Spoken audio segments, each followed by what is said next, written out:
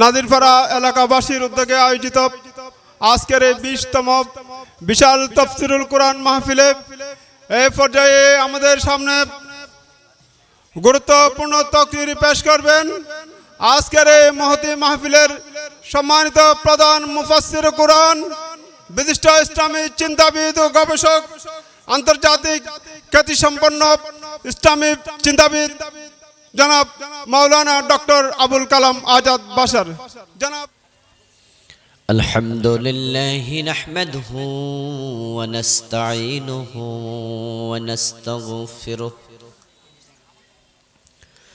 ওয়া নাউযু বিল্লাহি মিন শুরুরি আনফুসিনা ওয়া মিন সাইয়্যাতি আ'মালিনা من يهد الله فلا مضل له ومن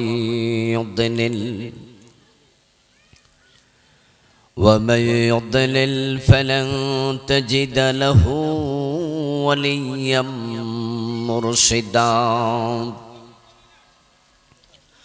وأشهد أن لا إله إلا الله وأن محمدًا عبده ورسوله أما بعد فقد قال الله تعالى في كلامه المجيد أعوذ بالله من الشيطان الرجيم بسم الله الرحمن الرحيم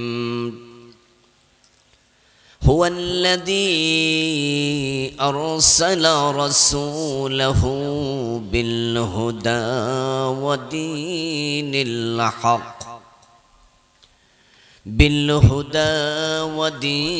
الحق ليظهره على الدين كله ولو كره المشركون. قال النبي صلى الله عليه وسلم الإسلام يعلو ولا يعلى عليه. وقال النبي أيضا كانت بنو إسرائيل تسوسهم الأنبياء كلما هلك نبي خلفه نبي وإنه لا نبي بعدي أو كما قال النبي عليه الصلاة والسلام. সকলে দুরূদ শরীফ পড়ুন। আল্লাহুম্মা সাল্লি আলা মুহাম্মাদিন ওয়া আলা আলি মুহাম্মাদ কামা সাল্লাইতা আলা ইব্রাহিম ওয়া আলা আলি ইব্রাহিম إنك حميد مجيد. اللهم بارك على محمد وعلى آل محمد كما باركت على إبراهيم وعلى آل إبراهيم إنك حميد مجيد. اللهم صل وسلم وبارك عليه.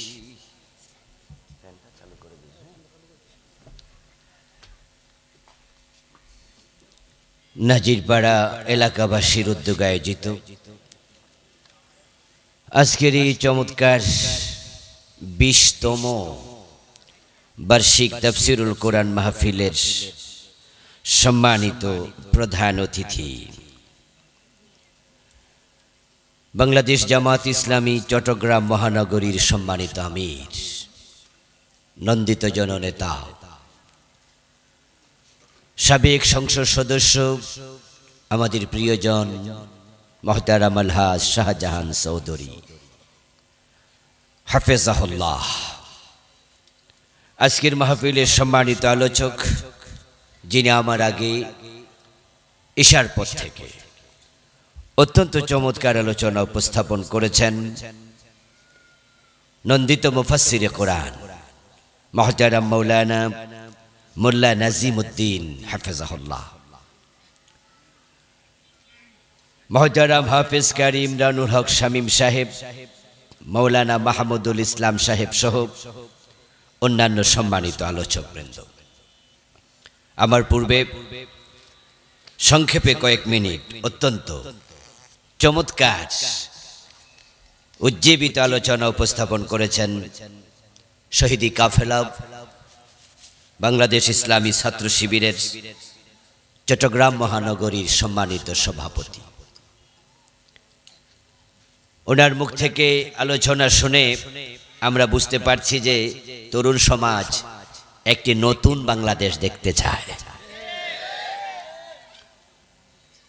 অগাস্ট বিপ্লবের মাধ্যমে এদেশের তরুণদের প্রতি আমাদের আস্থা আগের চেয়ে অনেক বৃদ্ধি পেয়েছে। এদেশের বৃদ্ধরা, এই দেশের প্রবীণরা, অভিজ্ঞরা, প্রাজ্ঞরা, বিজ্ঞরা যা পারেননি, তরুণরা সেটা পেরে আমাদের দেখিয়ে দিয়েছে। আমরা এক সম্ভাবনার বাংলাদেশ দেখতে পাচ্ছি।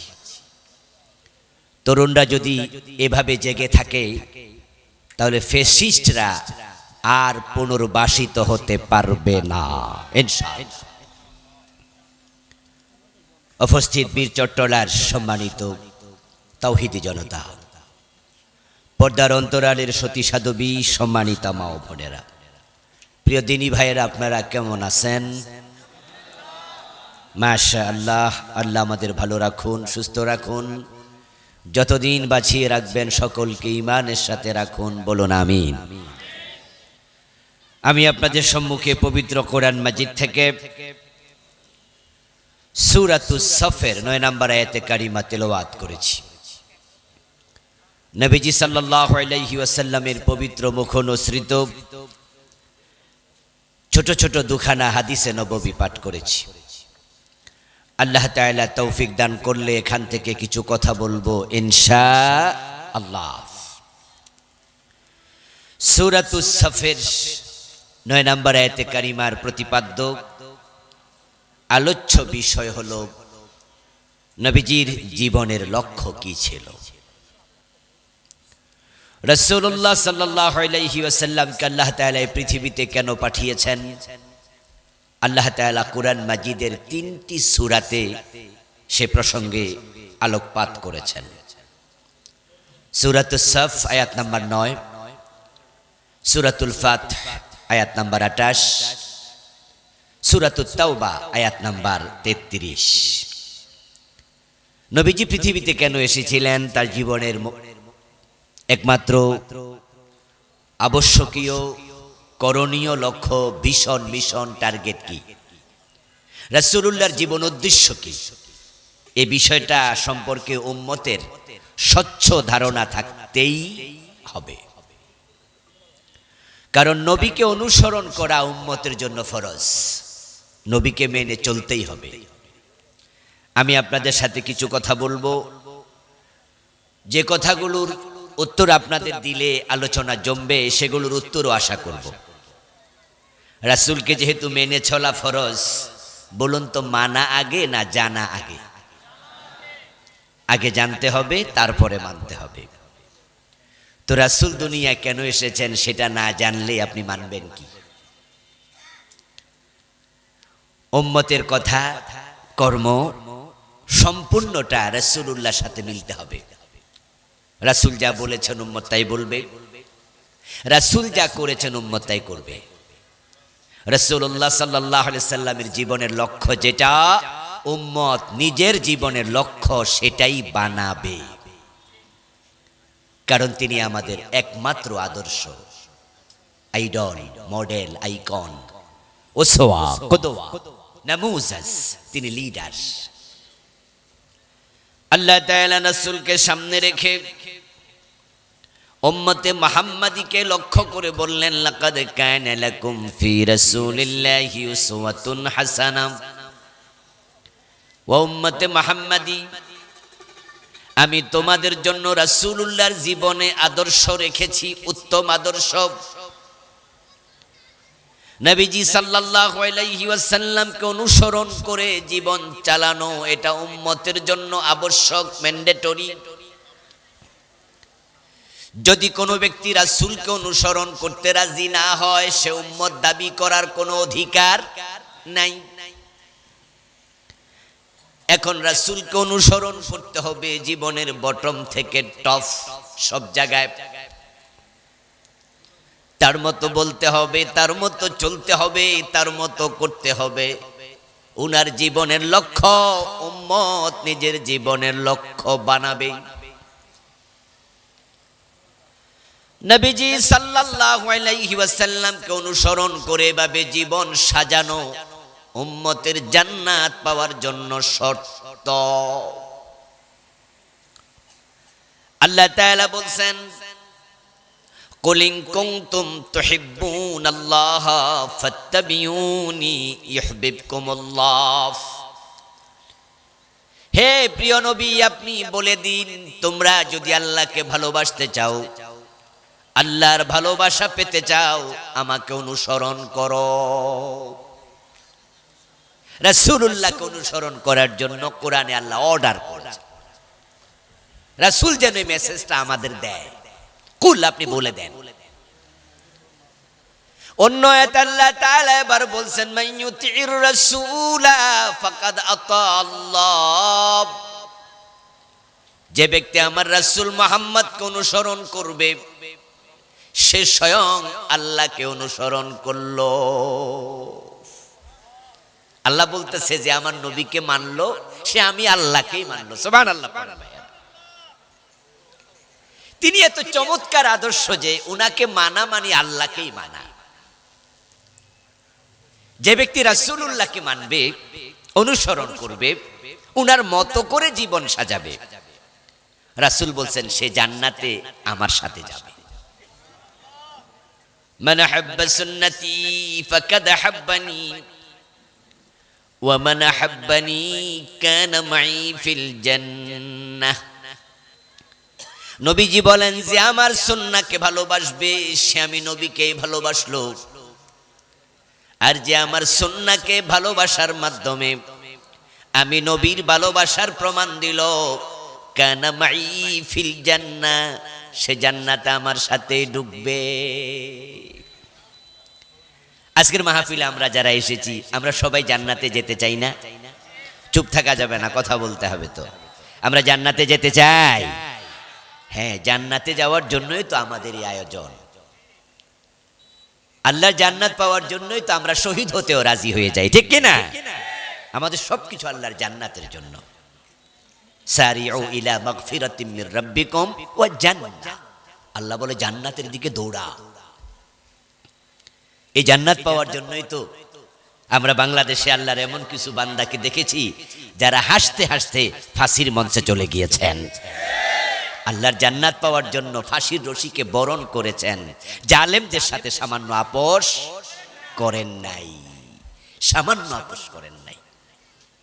একটু আপোষ করলে আর ফাঁসি হতো না। আল্লামা সাইদি রাহিমাহুল্লাহকে প্রস্তাব দেয়া হয়েছিল জেলখানায় যে আপনি যে ইসলামী আন্দোলন করেন, যদি আপনি এটা থেকে পদত্যাগ করেন, তাহলে আমরা আপনাকে জেল থেকে মুক্তি দিয়ে দেব। একটুকু আপোষ যদি করতেন যে ঠিক আছে, ইসলামী আন্দোলন এটা করলাম না, নতুন আর একটা বানাবো, অথবা অন্য একটা আন্দোলনে যোগ দিলেই তো হলো। একবারে যে এটা আমি করি এটা করাই তো ম্যান্ডেটরি না। ইসলামী আন্দোলন তো যে কোনো একটা করলেই হয়। আন্দোলন করা না ফরজ, নির্দিষ্ট দল করা তো আর ফরজ না। এই জাতীয় কথা বলে উনি আপোষ করতে পারতেন, কিন্তু আপোষ করেছেন। উনি জানতেন যে প্রস্তাবটা ভালো প্রস্তাব নয়, কারণ বাংলাদেশে আল্লাহ দ্বীন কায়েমের জন্য যে আন্দোলনগুলো আছে তার মাঝে উনি যেটা করতেন এটাই সবার সিরিয়াল 1 নাম্বার। ওটা তিনি ছাড়বেন কেন? কোন কারণে ছাড়বেন? কেন আপোষ করবেন? মুক্তি পাওয়ার জন্য। মুমিনের কাছে দুনিয়ার মুক্তির চেয়ে আখিরাতের মুক্তি বেশি অগ্রগামী, ওটা ইম্পর্টেন্ট। উনি বলছেন কোয়াইট ইম্পসিবল, অসম্ভব। পরবর্তীতে উনার ছেলে শামীম সাইদি ভাইকে প্রস্তাব দেওয়া হয়েছে এবং ডিবির হেডকোয়ার্টার, মিন্টো রোডের হেডকোয়ার্টার উনাকে আনা হয়েছিল। শামীম সাইদি ভাই আমাকে বলেছেন, আমি জিজ্ঞাসা করেছিলাম ওনাকে যে বিভিন্ন জন থেকে শুনিয়ে জাতীয় প্রস্তাব আল্লামাকে দেয়া হয়েছিল কতটুকু সত্য, কারণ কান কথা শুনে শুনে বলা ঠিক নয়, এজন্য আমি এই প্রশ্ন করেছিলাম। শামীম সাইদি ভাই বলছেন যে হ্যাঁ, যা শুনেছেন তা সত্য, যে ডিবির মিন্টো রোডে আমাকে ডেকে নিয়েছিল, ডেকে নিয়ে বলেছে আপনার বাবার কাছে প্রস্তাব দিয়েছিলাম, উনি তো শোনে না, আপনি তো আপনার বাবাকে বুঝান। ওই দিন হুজুরকেও ডিবির মিন্টো রোডে এনেছে। আমি বললাম আপনি কি বললেন? শামীম সাইদি ভাই বললেন যে আমি বলছি আব্বুকে কথা বলার মতো সাহস আমার নাই, আপনাদেরটা আপনারা বলেন। আমার প্রিয় ভাইয়েরা, যে জান্নাত পাওয়ার জন্য আমাদের প্রিয় নেতারা আল্লাহর সন্তুষ্টির জন্য হাসতে হাসতে ফাঁসির রশি বরণ করলেন, সামান্য আপোষ করলেন না। তাদের আদর্শ, রাসূলুল্লাহর জীবন, তারা অনুকরণ করেছেন রাসূলের সাহাবীদেরকে। হাসতে হাসতে শহীদ হওয়ার জন্য যুদ্ধের মাঠে ঝাঁপিয়ে পড়েছেন এমন সাহাবী আছে না নাই? হাদিসে পাওয়া যায় যুদ্ধের মাঠে কোন এক বিরতিতে রাসূলুল্লাহ সাল্লাল্লাহু আলাইহি ওয়াসাল্লাম সাহাবায়ে কেরামকে শাহাদাতের মর্তবা মর্যাদা নিয়ে কথা বলছিলেন, যুদ্ধের ফজিলত নিয়ে আলোচনা শোনাচ্ছিলেন। তখন দাঁড়িয়ে দাঁড়িয়ে একজন সাহাবী খেজুর খাচ্ছিলেন। তখন তিনি প্রিয় নবীজিকে প্রশ্ন করলেন, ইয়া রাসূলুল্লাহ, আপনি যে জিহাদের ফজিলত বলছেন, শাহাদাতের মর্তবা ফজিলত বলছেন, যদি আমি শহীদ হই আল্লাহর কাছে আমি কি পুরস্কার পাবো? নবীজি সাল্লাল্লাহু আলাইহি ওয়াসাল্লাম তখন বলেন, ও আমার সাহাবী, যদি তুমি শহীদ হতে পারো তাহলে আল্লাহ তাআলা শাহাদাতের সাথে সাথে ডাইরেক্ট তোমাকে জান্নাত দিয়ে দেবেন। তুমি আল্লাহর জান্নাতে যাওয়ার জন্য কবর অপেক্ষা করা লাগবে না, হাশরের ময়দানে অপেক্ষা করা লাগবে না, মিজান ফুলসিরাত পর্যন্ত অপেক্ষা করা লাগবে না। অন্য অন্য আল্লাহর প্রিয় বান্দারা জান্নাত পাবে হাশর নশরের পর, আর যারা শহীদ তারা জান্নাত পায় শাহাদাতের সাথে সাথে। আল্লাহর হাবিবের পবিত্র জবানে এই কথা শোনার সাথে সাথে ওই সাহাবী হাতের খেজুরগুলো আর খান নাই। তিনি বলেছিলেন, যদি শহীদ হলে ডাইরেক্ট জান্নাত পাওয়া যায় তাহলে খেজুর খেয়ে আর সময় নষ্ট করতে চাই না। যে জান্নাত পাওয়ার জন্য যুদ্ধের মাঠে সাহাবারা জান দিয়েছেন, আল্লাহর জান্নাত পাওয়ার জন্য আমাদের লিডাররা হাসতে হাসতে ফাঁসির মঞ্চে গিয়েছেন। ওই জান্নাত পাওয়ার জন্য আমরা আজকের এই মাহফিলে এসেছি। আমরা সবাই জান্নাত পেতে চাই, কিন্তু রাসূলকে অনুসরণ না করলে কি জান্নাত পাওয়া যায়? বললে পাওয়া যাবে না, চাইলে পাওয়া যাবে না। আপনাকে প্রিয় নবীজিকে অনুসরণ করতেই হবে। قال رسول الله صلى الله عليه وسلم كل امتي يدخلون الجنه الا من ابى قيل من ابى يا رسول الله قال من اطاعني دخل الجنه ومن عصاني فقد ابى।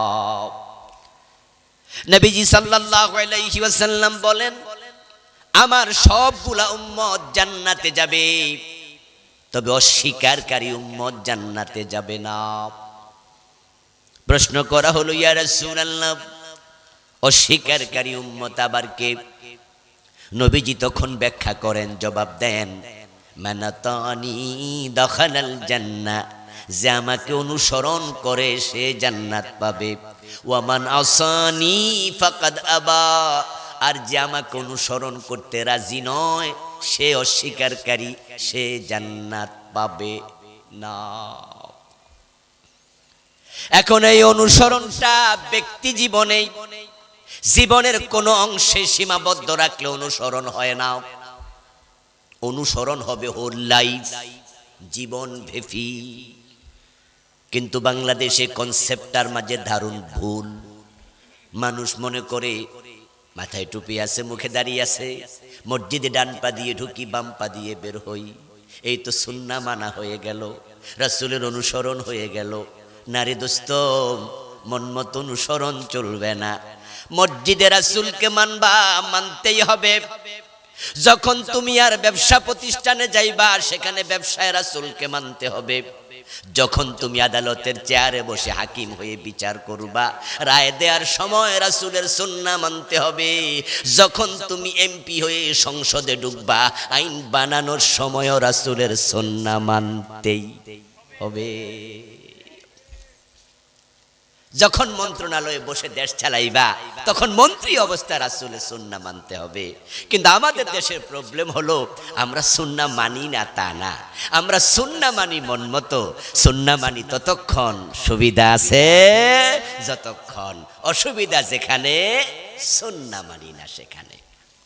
আমরা আসলে আল্লাহর গোলাম হইনি, অধিকাংশ হইছি নফসের গোলাম। এজন্য যেখানে আমার নফস বলে মানো, অসুবিধা নাই তো, সেখানে সবাই মানে। যখনই দেখে সুন্নাহ মানতে গেলে সমস্যা, তখনই আর মানে না। কোরআন হাদিস কিচ্ছু মানে না। মসজিদে ঢুকে সবাই আল্লাহু আকবার বলে নামাজ শুরু করে, সালাম ফিরিয়ে নামাজ শেষ করে। এ বিষয় কে অস্বীকার করছে? কে দ্বিমত করেছে? কে দলাদলি করেছে? কে বিতর্ক করেছে? একজনও করেনি। মসজিদে সকল দলের লোক আছে, জামাত, হেফাজত, কওমি, আলিয়া, আওয়ামী লীগ, বিএনপি, নেজামে ইসলাম, জাতীয় পার্টি, আমরা সবাই যারা দল করি না তারাও আছি। মসজিদে সবাই আল্লাহু আকবার বলে নামাজ শুরু করে, রাসূল এইভাবেই শিখিয়েছে, কেউ দ্বিমত করে না। কিন্তু যখনই বলা হয় চোর ধরে হাত কাটা লাগবে, এটা কোরআনে আছে, তখনই কিছু নামাজির চেহারাও কালো হয়ে যায়। এই হুজুর ভালো না, এই হুজুর রাজনীতির ওয়াজ করে। তো আল্লাহু আকবার বলে নামাজ শুরু করে, এটা রাসূল শিখিয়েছে। চোর ধরে হাত কাটা, এটা কি রাসূল শিখান নাই? তো তুমি আল্লাহু আকবারের রাজনীতি খুঁজলা না, চোর ধরে হাত কাটাতে রাজনীতি কেন খুঁজলা? ওটা মানতে তুমি রাজি নাই। কারণ হচ্ছে আল্লাহু আকবার বলে নামাজ শুরু করলে কোনো লস নাই, কিন্তু চোর ধরে হাত কাটা শুরু হলে অনেক নেতার নিজের হাত থাকবে না। এজন্য কোরআনের বিধান মানার ক্ষেত্রে ওনারা রাজি হয় না।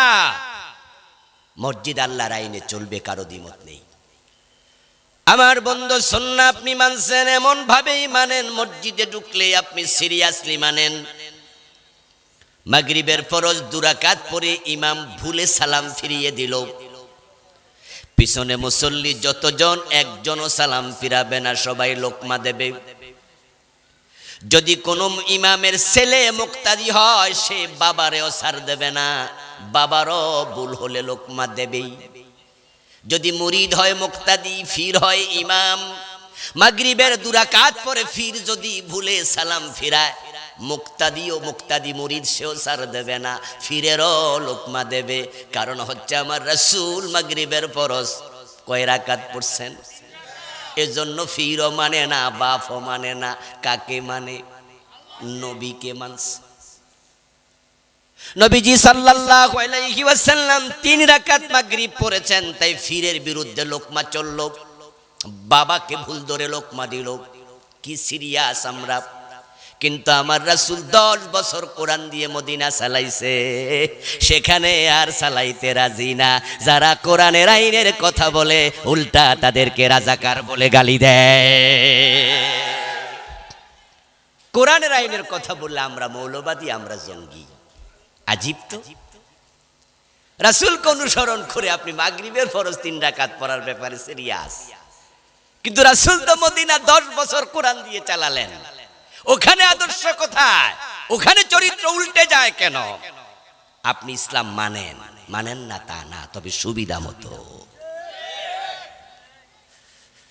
আল্লাহ নবী সাল্লাল্লাহু আলাইহি ওয়াসাল্লামকে অনুসরণ করতে হবে জীবনের বটম থেকে টপ লেভেল পর্যন্ত, রান্নাঘর থেকে সংসদ ভবন পর্যন্ত। রাসূলকে অনুসরণ না করলে জান্নাত নাই। এই অনুসরণ হবে ব্যক্তি জীবন থেকে আন্তর্জাতিক বলয় পর্যন্ত।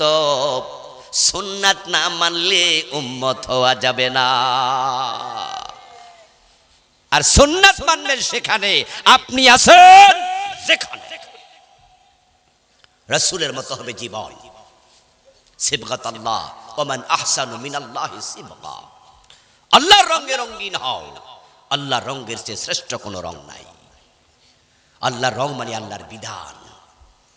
প্রিয় ভাইয়েরা, নবীজি সাল্লাল্লাহু আলাইহি ওয়াসাল্লামের জীবনের লক্ষ্যের সাথে লক্ষ্য মিলাইছেন কিনা, এটাও তো সুন্নাহ, বরং এটা এক নাম্বার সুন্নাহ। কারণ যেই কোনো কাজের পরিকল্পনা আগে হয় না কাজের শুরু আগে হয়? এই ছোট্টলার ভাইরা কথা বলতে হবে তো। আপনাদের সিস্টেম কি? 5 তলা বিল্ডিং যখন বানান শুরু করে দেন না আগে প্ল্যান করেন? এটাই তো নিয়ম। ফ্যানটা একটু আগে দেন তো ভাই, গায়ে লাগতেছে না বাতাস, প্রয়োজনে দিকে আনেন।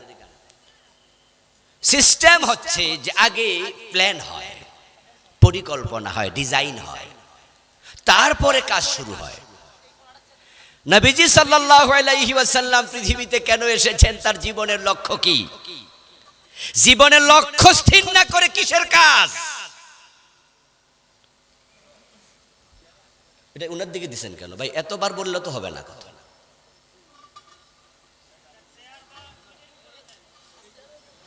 মোটামুটি হয়েছে।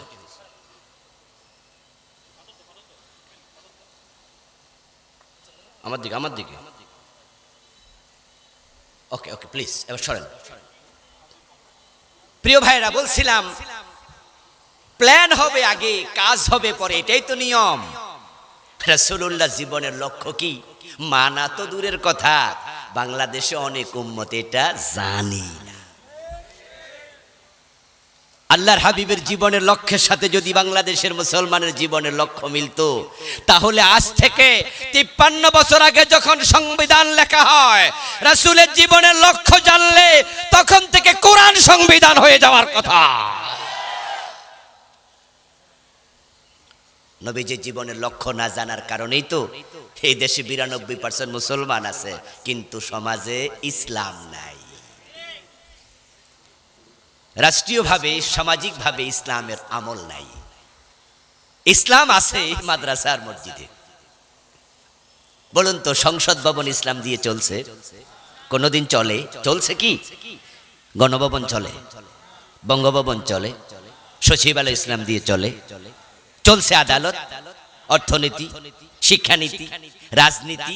কোথায় ইসলাম? কোথায় ইসলাম? ইসলাম মসজিদ আর মাদ্রাসায় ঢুকেছে। গত 15টা বছরে মসজিদেও ইসলাম ছিল না।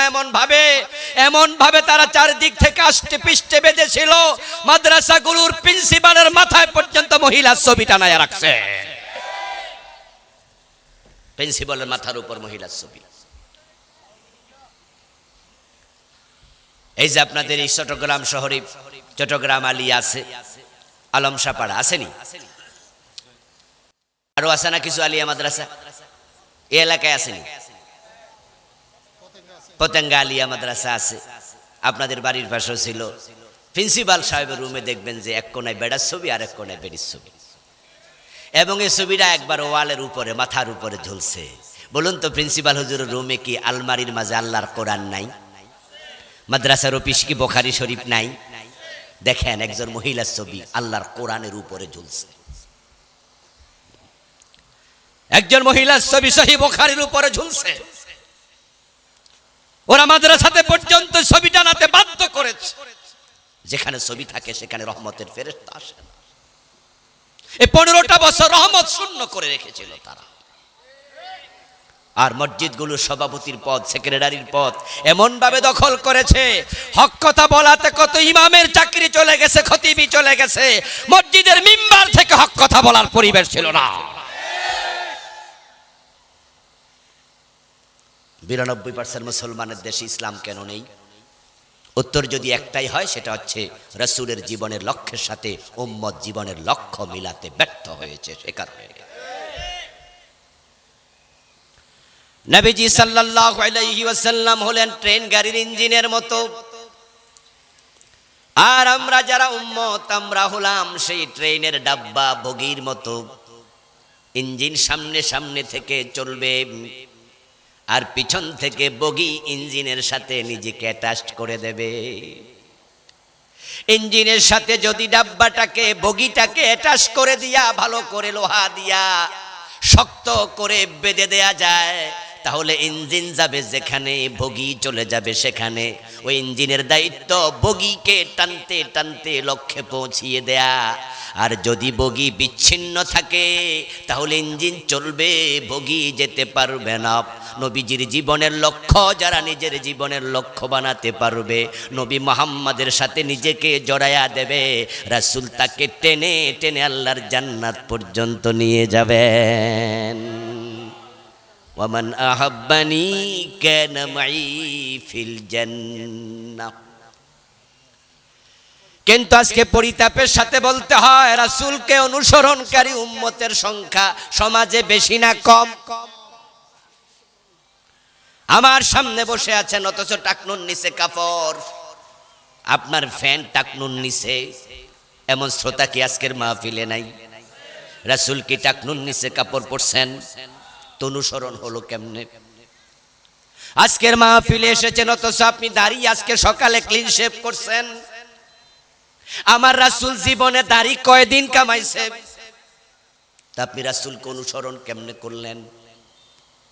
আজকের মাহফিলে আছে এমন বাবা যার মেয়ে বোরকা ছাড়া স্কুলে পড়ে, কলেজে যায়, নিজের বউটা বেপরদায় রাস্তায় হাঁটে। আমার রাসূলের স্ত্রী এবং সন্তান বেপরদায় চলেছে কোনোদিন? তো আপনি রাসূলকে অনুসরণ কেমনে করলেন? আজকের মাহফিলে আছে সুদে টাকা লাগানো আছে, সুদী ব্যাংকে অ্যাকাউন্ট করে রাখছেন, টাকা রেখে দিয়েছেন, মাসে মাসে সুদ খাচ্ছেন। এমন সুদখোর দুই চারজন কি মাহফিলে নাই? রাসূল কোনোদিন সুদ খেয়েছেন? তো রাসূলকে অনুসরণ না করলে তো জান্নাত নাই, এটাই তো হাদিস। সুন্নাহ বাদ দিয়া উম্মত থাকা যায় না, সুন্নাত মানলে উম্মত হয়। তো কোথায় অনুসরণ? নবীজি সাল্লাল্লাহু আলাইহি ওয়াসাল্লামকে অনুসরণ করে জান্নাতে যেতে হবে। রাসূলকে অনুসরণ করে চলা জান্নাতে যাওয়ার জন্য শর্ত। এখন রাসূল ইঞ্জিন, আপনি হচ্ছেন বগি। উনার লক্ষ্য যেটা আপনার লক্ষ্য হবে সেটা। যেই ইঞ্জিন যাচ্ছে ঢাকা থেকে চট্টগ্রাম, ওই বগি তার সাথে চট্টগ্রাম যাবে। যেই ইঞ্জিনটা ঢাকা থেকে রাজশাহী যায়, ওই বগিটাও রাজশাহীতে যায়। যেই ইঞ্জিনটা ঢাকা থেকে যায় দিনাজপুর, ওই বগিটাও দিনাজপুরে যায়। এটাই তো নিয়ম। এখন জান্নাতে যেতে হলে নবীজির জীবনের লক্ষ্যের সাথে আমাদের জীবনের লক্ষ্য মিলানো দরকার আছে না নাই?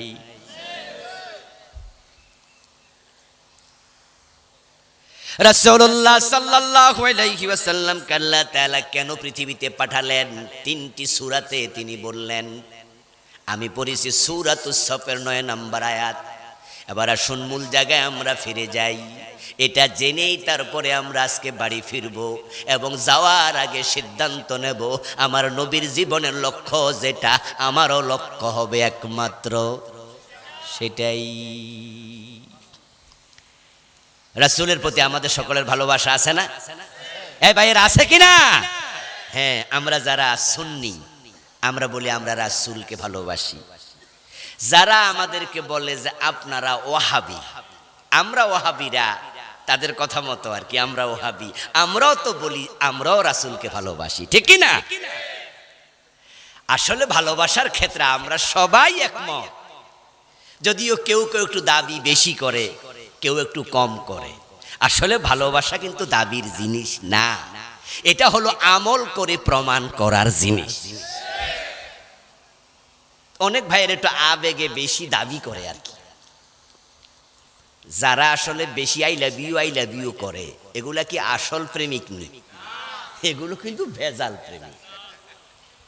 এই জন্য বিয়ের পরে হাজবেন্ড কিন্তু বউরে বেশি আই লাভ ইউ কয় না, বরং সে যে তার বউকে ভালোবাসে সে তার অসুস্থতায় নিজের জমানো টাকা খরচ করে প্রমাণ করে, ঠিক কিনা? নিজের স্ত্রীর জন্য কাপড় গয়না গাটি যা দরকার সব দেয়। আমরা যারা বিবাহিত পুরুষ বছরও একবার বউরে আই লাভ ইউ কই না, কিন্তু যারা বিয়ার আগে প্রেম করে এরা দিনে 36 বার কয়। কারণ যাদের লাভ ভালোবাসার মাঝে ভেজাল তারা কয় একটু বেশি। আচ্ছা আমার ভাইয়েরা, আপনাদের কাছে আমার একটা প্রশ্ন, এই পৃথিবীতে আমাদেরকে কি আল্লাহর পরে মায়ের চেয়ে কেউ কি বেশি ভালোবাসে? যারা চুপ করে আছেন তাদের মা তাদেরকে ভালোবাসে না নাকি? নাকি আমার লগে কথা কইতেন না, বাড়ি থেকে সিদ্ধান্ত নিয়ে আইছেন, কোনটা? তাহলে কথা বলেন, মায়ের চেয়ে কেউ বেশি ভালোবাসে? আচ্ছা আমাদের মা আমাদেরকে আই লাভ ইউ কয়দিন কইছে? আচ্ছা ইংরেজিতে না কোক, বাংলাতেও কইছে নাকি তোরে ভালোবাসে? কোনদিন কইছে? কোনো প্রয়োজন নাই। মা আমাদেরকে সবচেয়ে বেশি ভালোবাসেন আল্লাহর পরে, এটা আমরা সবাই বুঝি, সবাই জানি। প্রশ্ন হলো কইল না তো কেমনে বুঝলেন? কোনোদিনও তো কইল না ফলা তরে ভালোবাসি। উত্তর হলো মা যে ভালোবাসে মায়ের কাজ তার সবচেয়ে বড় প্রমাণ। আপনি রাসূলকে ভালোবাসেন এটা আপনি মুখে বলেন, কিন্তু আপনি রাসূলুল্লাহর আদর্শ জমিনে বাস্তবায়ন করার জন্য চেষ্টা করেন না, তাহলে ভালোবাসার মাঝে ভেজাল আছে। আর রাসূলকে নিজের জীবনের চেয়ে বেশি না ভালোবাসলে মুমিনি হওয়া যাবে না। এখন যারা আমরা আল্লাহর নবীকে ভালোবাসি, কাজের মাধ্যমে আমরা প্রমাণ করতে চাই। রাসূল বলছেন মান আহাব্বা সুন্নতি ফাকাদ আহাব্বানি, যে আমার সুন্নাহকে ভালোবাসে সেই আমাকে ভালোবাসে। সুন্নাহ মানে নিয়ম নীতি তরিকা আইন বিধান সিস্টেম। রাসূলুল্লাহর পুরাটা জীবনই আমাদের জন্য সুন্নাহ। এখন প্রিয় নবীজি সাল্লাল্লাহু আলাইহি ওয়াসাল্লামের জীবনের লক্ষ্য আপনি এবং আমি নিজের জীবনের লক্ষ্য বানাবো, এটাই হবে সবচেয়ে বড় সুন্নাহ। সূরাতুস সাফের 9 নম্বর আয়াতে কারিমাতে আল্লাহ তাআলা বলছেন হুয়াল্লাযী আরসালা রাসূলাহু বিল হুদা ওয়া দীনিল হক লিইয়ুযহিরাহু আলাদ-দীনি কুল্লিহি। তিনি আল্লাহ যিনি তার রাসূলকে দুনিয়ায় প্রেরণ করেছেন বিল হুদা, হুদা মানে কোরআন, এটা হেদায়েতের কিতাব। হাদা হুদা ফামান তাবিআ হুদায়া ফালা খাউফুন আলাইহিম ওয়ালা হুম ইয়াহজানুন হুদাল লিন্নাস হুদাল লিল মুত্তাকিন ফামান ইত্তাবা হুদায়া ফালা ইয়াদিল্লু ওয়ালা ইয়াশকা। হেদায়েতের কিতাব পৃথিবীতে একটা, সেটার নাম কোরআন। আমি কোরআন দিয়ে রাসূল পাঠাইছি। আল্লাহ বলতেছেন ওয়া দীনিল হক, এবং তাকে পাঠিয়েছি আমি দ্বীনে হক দিয়া। দ্বীনে হক যেটা, সে দ্বীনের নাম কি? ইসলাম। আল ইসলামু হাক্কুন ওয়াল কুফরু বাতিল। ইন্নাদ দীনা ইনদাল্লাহিল ইসলাম। আল্লাহ তাআলা বলছেন আমি কোরআন এবং দ্বীনে হক দিয়ে আমার রাসূলকে পাঠাইছি। এবার বলতেছেন কেন পাঠাইছি, শোনো উদ্দেশ্য কি। উদ্দেশ্য হলো লিইয়ুযহিরাহু আলাদ-দীনি কুল্লিহি। জমিনে যত মতবাদ আছে, আইন আছে, সংবিধান আছে, দিয়ানে বাতেলা আছে, মানুষের বানানো নিয়ম নীতি আছে, আমার নবীকে আমি পাঠিয়েছি উদ্দেশ্য হলো সবগুলোর উপরে আমার নবী ইসলামকে বিজয় করে দেবেন। আল্লাহ বলছে আমি ইসলামের বিজয়ের জন্য আমার রাসূল পাঠাইছি। কোরআন শরীফের 3টা সূরাতে বলছে একই কথা, একই কথা 3 বার বলেছে। আমার নবীকে পাঠানোর উদ্দেশ্য ইসলামের বিজয় করা। আপনাদের কাছে আমার একটু জানার জন্য জিজ্ঞাসা, আশা করব সবাই জবাব দিবেন যারাই বোঝেন। 54 বছরের বাংলাদেশে ইসলাম কি বিজয়ী অবস্থায় আছে না পরাজিত? তো রাসূলের জীবনের লক্ষ্য কি? দ্বীনের বিজয়। আর বাংলাদেশে এতে প্রমাণিত হলো এ দেশের উম্মত সফল না ব্যর্থ। আমরা ব্যর্থতার পরিচয়। قال رسول الله صلى الله عليه وسلم الاسلام يعلو ولا يعلى। নবীজি বলেন ইসলাম বিজয়ী হতে এসেছে, পরাজিত হতে আসে নাই। আল্লাহর হাবিব দ্বীনের বিজয়ের জন্য এসেছেন, এটা আল্লাহ বলেন। আবার রাসূল নিজে বলে ইসলাম বিজয়ী হতে আসছে, পরাজিত নয়। এখন বাংলাদেশের 54 বছর বয়স, ইসলাম এখানে একদিনের জন্য বিজয়ী থাকে নাই, পরাজিত অবস্থায় আছে। উম্মত ব্যর্থতার পরিচয় দিয়েছ। এখন সফল যদি হতে চাই, বাংলাদেশে দ্বীন বিজয়ের চেষ্টা করা দরকার আছে না নাই? দ্বীন বিজয় করাকে আল্লাহ তাআলা তার নবীর মূল দায়িত্ব দিলেন, সে দায়িত্ব আমাদের।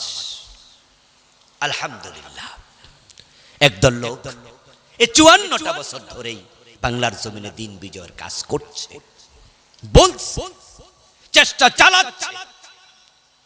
আর দ্বীন বিজয়ের চেষ্টা যারাই চালাচ্ছে, যারা দ্বীন বিরোধী, তারাই তাদের উপর খড়গহস্ত হচ্ছে। নবীজির জীবনের লক্ষ্য দ্বীনের বিজয়। এই আয়াত এদেশের পীর সাহেবরা জানে না তা কিন্তু নয়, এদেশের আলেমরা জানে না শুধু আমি আবুল কালাম আজাদ একাই জেনে ফেলেছি তা নয়। যারাই ভালো আলেম, যারাই কোরআন পড়েছে, তারা সবাই জানে এই আয়াত কোরআনে আছে। কিন্তু দ্বীন বিজয়ের কথা কি সকল পীর, সকল আলেম, সকল খতিব, সকল বক্তার মাহফিলে বলে? তো নবীর জীবনের লক্ষ্য দ্বীনের বিজয়, সেটা কেন বলে না? এটা তো আসল কাজ, এটাই তো লক্ষ্য, কেন বলা হয় না? কারণ হচ্ছে দ্বীন বিজয় করতে গেলে নবী মুহাম্মদের মতো দাঁত দিতে হয়। এটা বড় কঠিন কাজ। নামাজের ওয়াজ করলে মাইর খাওয়া লাগে না, রোজার ওয়াজ করলে জেলে যাওয়া লাগে না, হজের ওয়াজ করলে মামলা খাইয়া বাড়ির বাহিরে থাকা লাগে না। কিন্তু দ্বীন বিজয়ের ওয়াজ যারা করেছে, এ 53 বছর দেখেছেন, বিশেষ করে গত 15 বছর হাজার হাজার দিনের দায়ী বাড়িতে ঘুমাতে পারে নাই। দ্বীন বিজয়ের ওয়াজ করা খুব জটিল। আল্লামা সাইদি রাহিমাহুল্লাহ যদি দ্বীন বিজয়ের ওয়াজ না করে শুধুমাত্র নামাজ রোজার ওয়াজ করতেন আর বাংলাদেশের পীর সাহেবদের মতো মুরিদ বানাতেন, তাহলে আল্লামা সাইদি তো জেলে যাওয়া লাগতোই না। উনার মতো মুরিদ বাংলাদেশের কোন পীর সাহেবের ভাগে জুটতো না।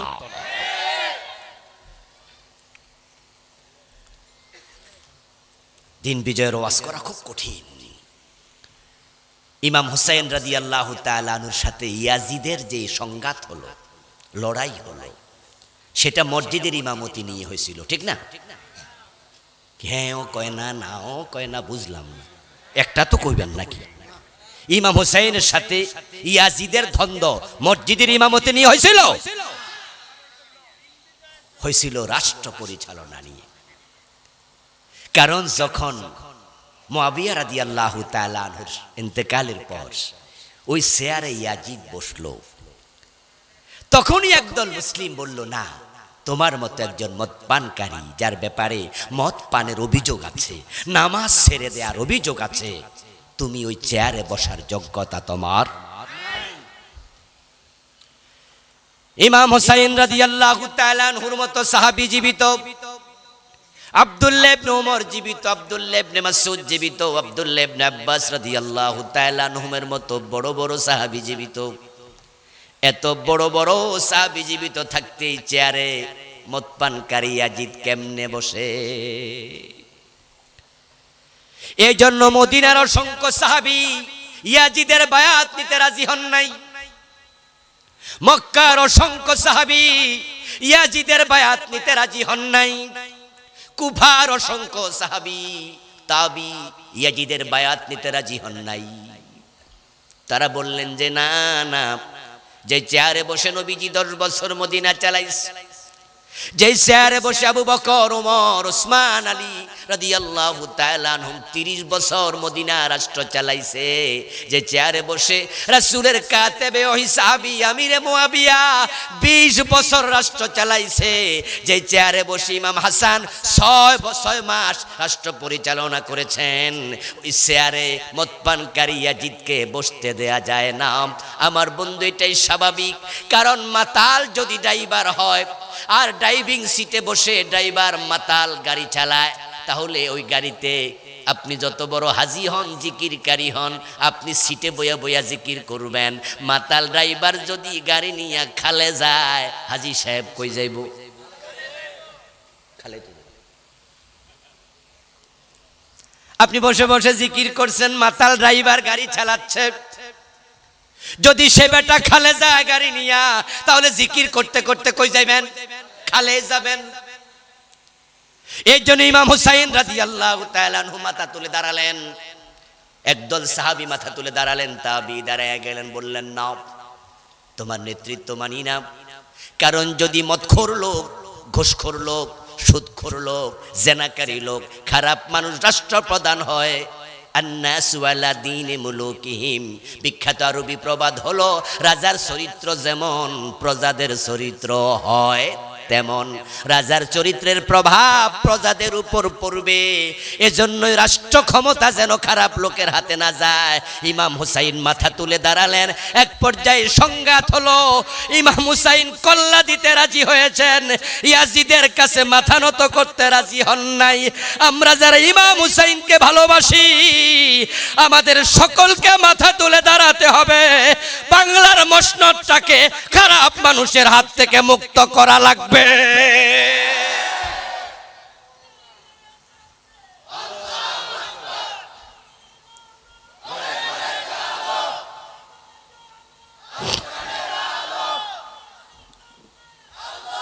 আমার প্রিয় ভাইয়ারা, এই 54টা বছর বাংলাদেশ যারা চালাচ্ছে, এই 54 বছরের প্রধানমন্ত্রী, প্রেসিডেন্ট, মন্ত্রী, এমপি, অধিকাংশের চরিত্র হোসাইনের মতো না ইয়াজিদের মতো।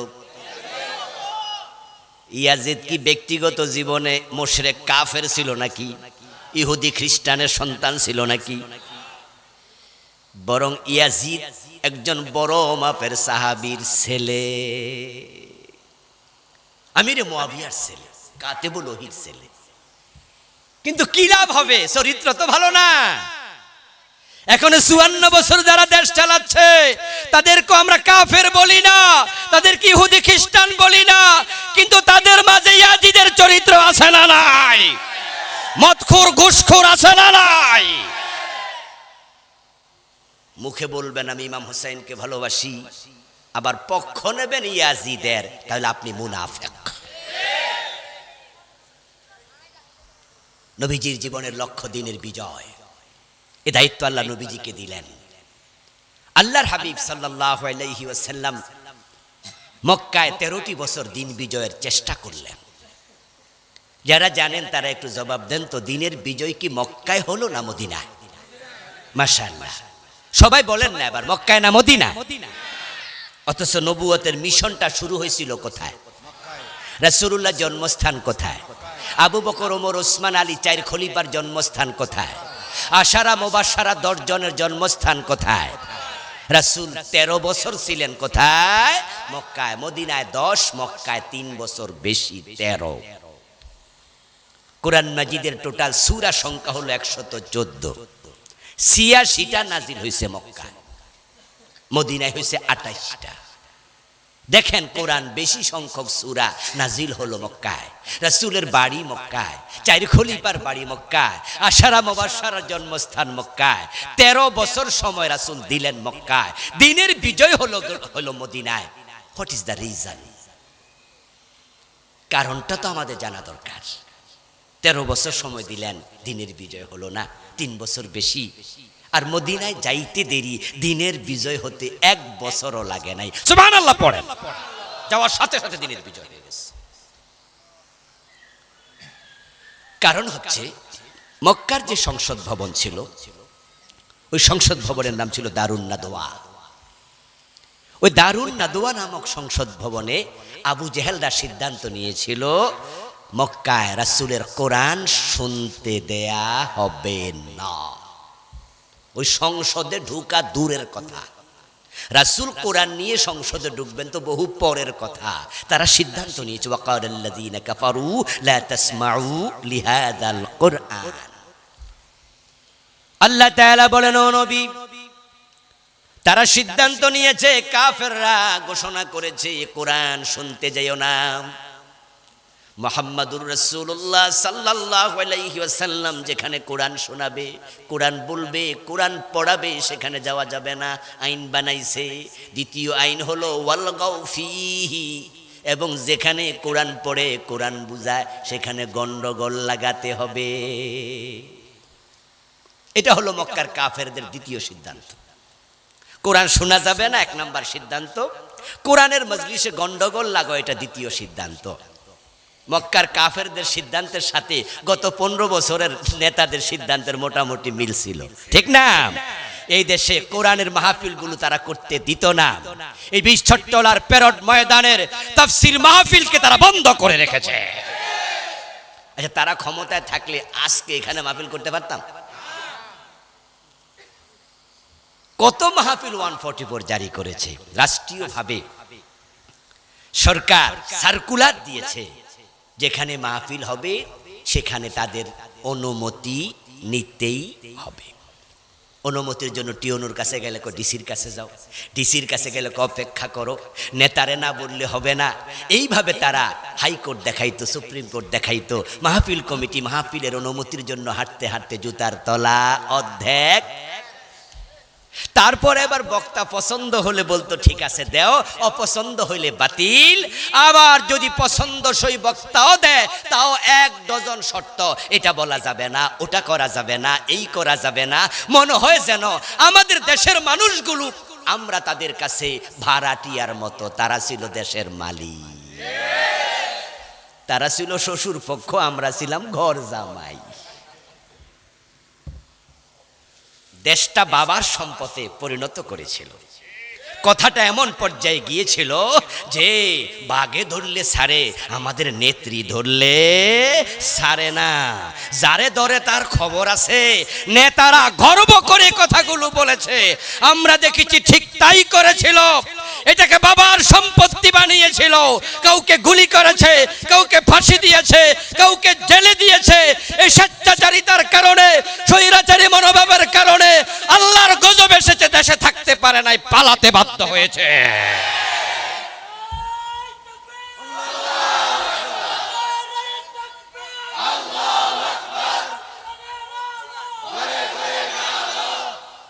প্রিয় ভাইয়েরা, গজব তো আর এমনি আসে নাই। গজব আসার পিছনে তাদের কৃতকর্ম দায়ী। জমিনটা কার? সবাই কথা বলতে হবে তো ভাইরা, জমিন কার? কোরআন কার কালাম? তো আল্লাহর জমিনে আল্লাহর কালাম বলতে দেবে না, গলায় চেপা ধরবে। আজিব তো। মাহফিল চলাকালে বক্তার মাইক কেড়ে নিয়ে গেছে, এমন ঘটনা কি ঘটে নাই? মাহফিলে অ্যারেস্ট করেছে, বক্তাকে বেইজ্জতি করেছে, কথা বলতে দেয়নি। কত আলেমকে তারা বেইজ্জতি করছে, অ্যারেস্ট করছে।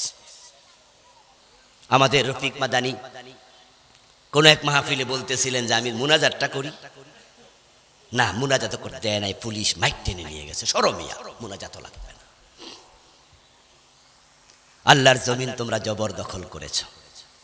কোরআনের কথা বলা যাবে না, শোনা যাবে না, 144 দিতে হবে। এটা আবু জেহেলদের চরিত্র ছিল, এটা মুসলমানের চরিত্র না।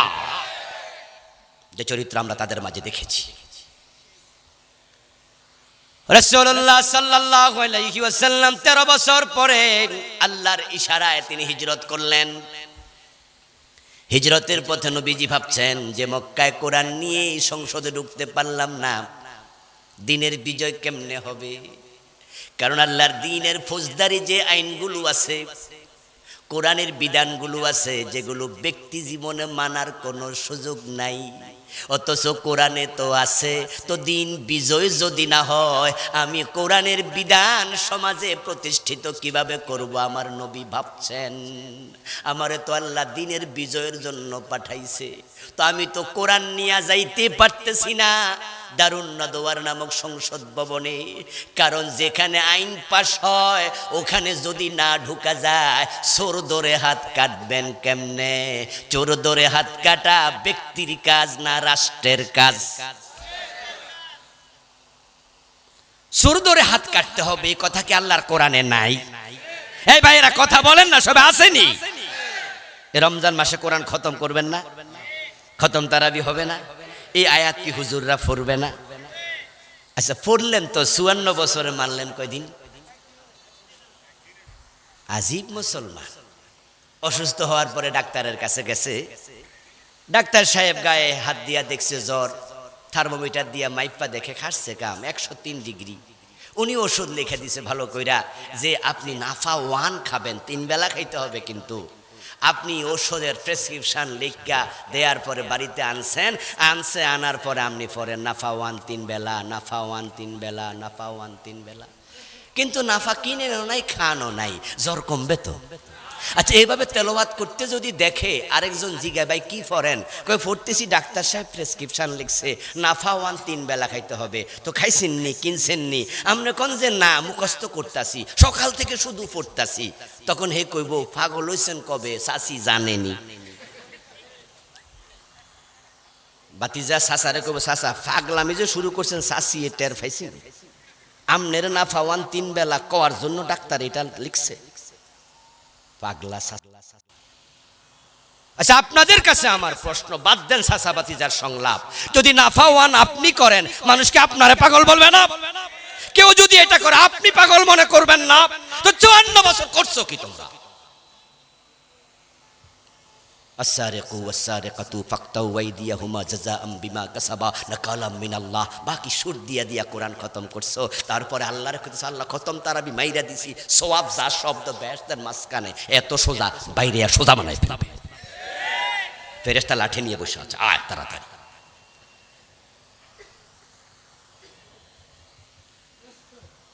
আমার বন্ধু রাসূলুল্লাহ সাল্লাল্লাহু আলাইহি ওয়াসাল্লাম যখন মদিনায় গেলেন, পথিমধ্যে তিনি ভাবছেন এখন মদিনায় তো হিজরত করতে যাব, হিজরত করে যাব। কিন্তু মদিনায় যাইয়া যদি দেখি মদিনার সংসদে আরেক আবু জেহেল বৈশা আছে লাঠি লইয়া, তাহলে হিজরত কইরা লাভটা কি? যদি আমি আল্লাহর কোরআন নিয়ে সংসদে না ঢুকতে পারি, তাহলে মদ পান করলে 80 বেত লাগাতে হবে। এই আইন বানাবো কেমনে? জেনা করলে অবিবাহিত 100 বেত লাগাও, বিবাহিত হলে পাথর মারো, এই বিধান ইসলামে আছে না নাই? কোরআনে তো আছে জানিয়াতু ওয়াজানি ফাজলিদু কুল্লা ওয়াহিদিম মিনহুমা মিআতা জালদা ওয়ালা তাখুযকুম বিহিমা রাফাতুন ফি দীনিল্লাহ। অবিবাহিত নারী পুরুষ যদি জেনা করে 100 বেত লাগাও, এবং তাদেরকে বেত্রাঘাত করার সময় তাদের প্রতি অন্তরে কোনো মহাব্বত তৈরি করা যাবে না। 100 মানি 100 লাগাও, একটাও কম দিতে পারবা না, কোনো ভালোবাসা দেখাইও না। ও দোস্ত, এই আয়াত বাদ দিয়া তো খতমে কোরআন হয় না। ও মুসলমান, সুন্নি ওয়াহাবি, 5 কলি টুপি 1 কলি টুপি, কে আমি ভাইলা কে আমি, দল্লিন ওয়ালা জল্লিন, হানাফি হালে হাদিস, আমার সামনে যারাই আছো মুসলিম, কালেমা তো সবার এক, কোরআন তো সবার এক। এই যে 54 বছর পড়লা, জেনা করলে 100 বেত লাগাও, এটা তো তোমার আল্লাহর অর্ডার। 54 বছর একদিনও আইনটা নাই, এ নিয়ে তোমার কোনো দুঃখ নাই। তুমি কেমন মুসলমান? তুমি কেমন মুসলমান?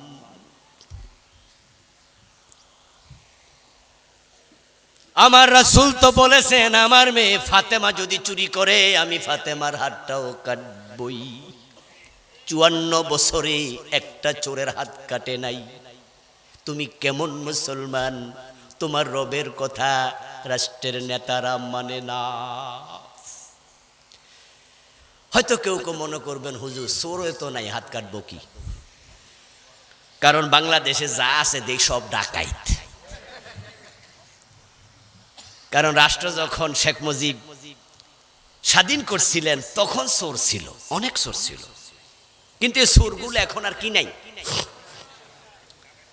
তিনি বলেছিলেন যে আমার ডানে চোর, বামে চোর, সামনে চোর, পিছনে চোর। মানুষ পায় স্বর্ণের খনি, উনি পাইছিলেন। উনি বলছিলেন চোরের অভাব নাই, কিন্তু উনি হাত কাটার আইন বানান নাই। যদি বানাতেন ডক্টর কামাল দে দিয়া, এই কামাইল্লা তুই যখন সংবিধান লেখস বেটা চোর ধরে হাত কাটার আইন ঢুকা, তাহলে চোর থাকবে না, তারের মতো সোজা হয়ে যাবে। প্রিয় ভাইরা, হাত কাটার আইন বানায় নাই, আরে এখনো তো বানায় নাই। এই সংবিধান এই 54 বছরে সংশোধন হয়েছে 18 বার। জানেননি আপনারা? এই শিক্ষিত ভাইরা হ্যাঁ না কবে তো বলেন, জানেন আপনারা কতবার সংশোধন হয়েছে? আচ্ছা, চোর ধরে হাত কাটার এই আইনটা ঢুকানোর সুযোগ ছিল না? সংশোধন যেহেতু হইতাছে এটা ঢুকাই দেন। না না, এটা ঢুকাবে না। কেন ঢুকাবে? কারণ যারা এই আইন ঢুকাবে তারাই তো বাড়িতে যাইয়া আয়নার সামনে দাঁড়াইলে আয়নার ভিতরে চোর দেখতে পায়। আয়নার ভিতরে কি দেখে? তো মনে মনে ভাবে হাত কাটার আইন করলে আমার নিজের হাত। ইসলামী ছাত্র শিবিরের মহানগরী দক্ষিণের সভাপতি আমার আগে বলছিল, এই 3-4 মিনিটের বক্তৃতায় চমৎকার কথা বলেছে। উনি বলেছিলেন যে আমরা নতুন বাংলাদেশ দেখতে চাই, চাঁদাবাজের বাংলাদেশ, চুরির বাংলাদেশ দেখতে চাই না। আসলেও আমি তো তাই মনে করি। আসলে যদি চাঁদাবাজি বন্ধ হয় অনেক দলে কর্মী পাওয়া যাবে না, আর চুরি বন্ধ হলে অনেক নেতাই পাওয়া যাবে না। অধিকাংশ নেতা বেঁচে আছে চুরি কইরা, দেশের টাকা লুট করে বিদেশে বাড়ি বানায়, কানাডা বেগম পাড়া বানিয়েছে। সাবেক প্রধানমন্ত্রী বলেছেন উনার বাড়ির ফিয়ন কত কোটি টাকার মালিক। আচ্ছা, এটা সোন না ডাকাই? তাও ছোড়ো মোড়ো ডাকাইতনি 400 কোটি। কয় কিরে? আমি তো বলি যদি ফিয়ন 400 কোটি টাকার মালিক হয় তাহলে বাড়িওয়ালা কত কোটি টাকা চুরি করছে? বের হবে ইনশাআল্লাহ, সময় আসছে, সময় আসছে। ডক্টর ইউনূসকে আমরা পিছন থেকে সাহায্য জোগাতে চাই যে আপনি এগিয়ে যান, কারা কারা কত টাকা চুরি করেছে বের করতে হবে।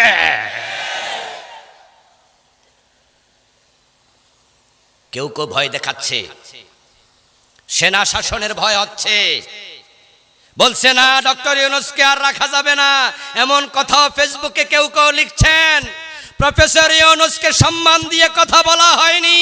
কয়েকদিন আগের এক বক্তৃতায় উনার নাম নিয়েছে প্রধান উপদেষ্টা পর্যন্ত বলা হয়নি। কারা কোন দিকে ইঙ্গিত দিতে চায় আমরা সব বুঝি। এই দেশে সেনা শাসন আর আসবে না, যদি আসে আবার অগাস্টের মতো প্রতিরোধ করা হবে।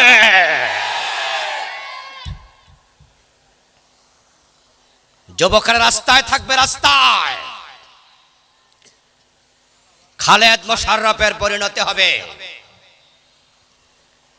সবাই সিসি হওয়ার স্বপ্ন দেখা ভালো নয়। প্রতিষ্ঠিত সরকার হাজার হাজার সেনাবাহিনী, হাজার লক্ষ পুলিশ দিয়ে, বিজিবি দিয়ে, আনসার দিয়ে, র্যাব দিয়ে যুবকদেরকে নিয়ন্ত্রণ করতে পারেনি।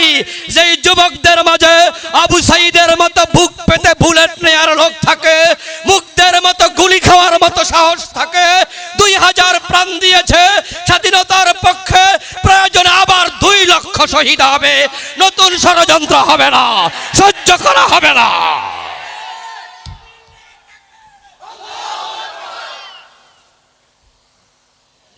প্রিয় ভাইরা,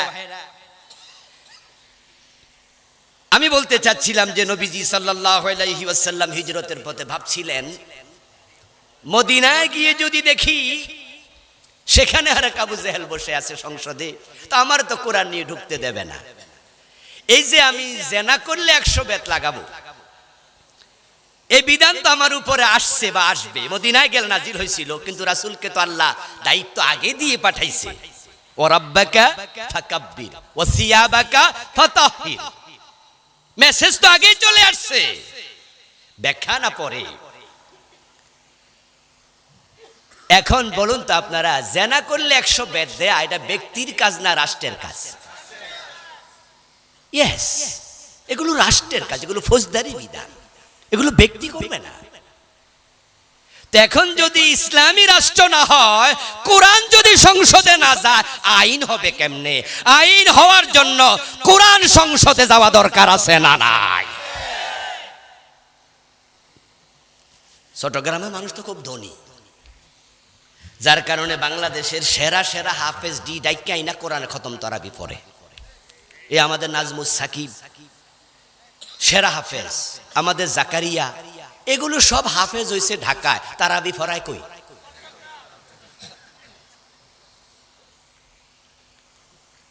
চুম্বুক যে অংশটা বড়, ওইটার ক্ষমতা থাকে একটু। তো বাংলাদেশের অর্থনৈতিক রাজধানী কোনটা? এজন্য আপনাদের ক্ষমতাও একটু বেশি।